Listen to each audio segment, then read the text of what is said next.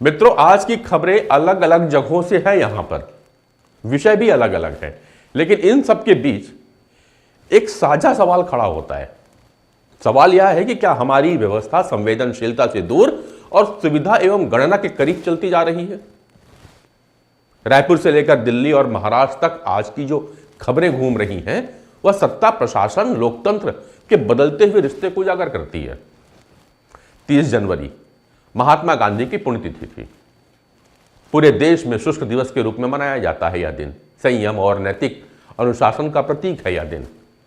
लेकिन छत्तीसगढ़ की राजधानी रायपुर से इसी दिन एक प्रशासनिक लापरवाही देखने को मिली और यहीं से शुरू होती है आज की खबरों की असली कहानी। नमस्कार, मैं हूं नरेंद्र पांडे, नेशनल खबर के साथ। रायपुर के टिकरापारा इलाके में शुष्क दिवस के बावजूद एक शराब दुकान खुली मिली। जब मामला सामने आया तो जिला प्रशासन की ओर से जवाब भी आया। हमें जानकारी नहीं थी इस बात की।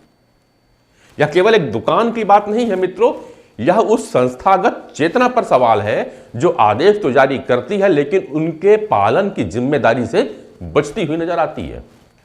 दूसरी ओर रायपुर के तेलीबांधा तालाब की बात करता हूं। मेरिन ड्राइव नगर निगम ने पार्किंग शुल्क वहां लगाने का फैसला किया है। कारों से अब 20 रुपए और बाइकों से 10 रुपए वसूले जाएंगे। नगरीय प्रशासन इसे राजस्व का साधन बतला रहा है, लेकिन सवाल यह है क्या सार्वजनिक स्वास्थ्य और नागरिक सुविधा अब शुल्क के दायरे में लाई जाएगी। मेरिन ड्राइव एक ऐसा क्षेत्र है जहां पे आसपास के लोग सुबह और शाम टहलने आते हैं, शुद्ध वायु लेते हैं, हवा लेते हैं। कुछ लोग वहां योगा करते हैं, अब उसके शुल्क वसूले जाएंगे। इधर शिक्षा के क्षेत्र में यूजीसी के नए नियमों पर सुप्रीम कोर्ट की आंतरिक रोक कुछ संकेत देती है।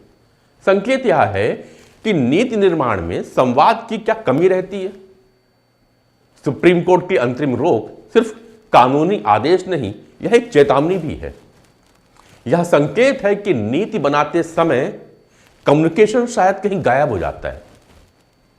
शिक्षा सिर्फ डिग्री नहीं होती मित्रों, यह समाज के भविष्य का निर्माण है।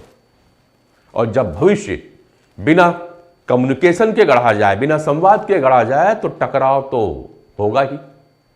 शिक्षक, छात्र और यूनिवर्सिटीज की राय के बिना अगर कोई नियम बनाए जाएंगे तो टकराव तो उत्पन्न होगा। अब न्यायिक हस्तक्षेप के दायरे में जब यह नियम आ चुका है, यूजीसी जो आ चुकी है, तो चर्चा होगी और हो रही, बहस भी हो रही है। इंतजार है अगले नियम का, अगले कानून का क्या प्रावधान आता है, क्या सुधरता है। पर इसी बीच शंकराचार्य के एक बयान ने भी धर्म और राजनीति के रिश्ते पर एक नई बहस छेड़ दी है। योगी आदित्यनाथ की धार्मिक पहचान पर सवाल उठाया गया है शंकराचार्य स्वामी अभिमुक्तेश्वरानंद के द्वारा। यह टिप्पणी कोई व्यक्तिगत नहीं है, बल्कि उस बढ़ते तनाव का संकेत है जहां आस्था और राजनीति की सीमाएं धुंधली होती जा रही हैं। साथ ही यह भी स्पष्ट है कि जातिगत गाली गलौज, भेदभाव या अपमान किसी भी रूप में स्वीकार्य नहीं है। शिक्षा का उद्देश्य सम्मान और समान अवसर का है, ना कि असमानता को और गहरा करने का। तो सवाल वही है, क्या हमारी शिक्षा नीतियां समाज के आकांक्षाओं को दर्शाती है या सिर्फ फाइलों में लिखे हुए आदेश हैं। महाराष्ट्र में अजित पवार के निधन के बाद राजनीतिक संतुलन को लेकर चर्चाएं भी तेज है। एनसीपी की दिशा, शरद पवार की विरासत और राज्य की राजनीतिक स्थिरता अब नए सवालों के घेरे में है। इधर छत्तीसगढ़ की नई गाइडलाइन भूमि दरों के लागू होने से जमीन की कीमतों में भी कई इलाकों में बढ़ोतरी देखने की संभावनाएं बताई जा रही है। सरकार इसे पारदर्शिता का कदम बतलाती है, लेकिन आम जनता और छोटे निवेशकों के लिए घर और जमीन शायद और महंगी हो जाएंगी। अब इन सभी खबरों को यदि एक साथ रख करके आप देखें तो पाएंगे कि सत्ता, धर्म और प्रशासन की प्राथमिकताएं बदल रही हैं।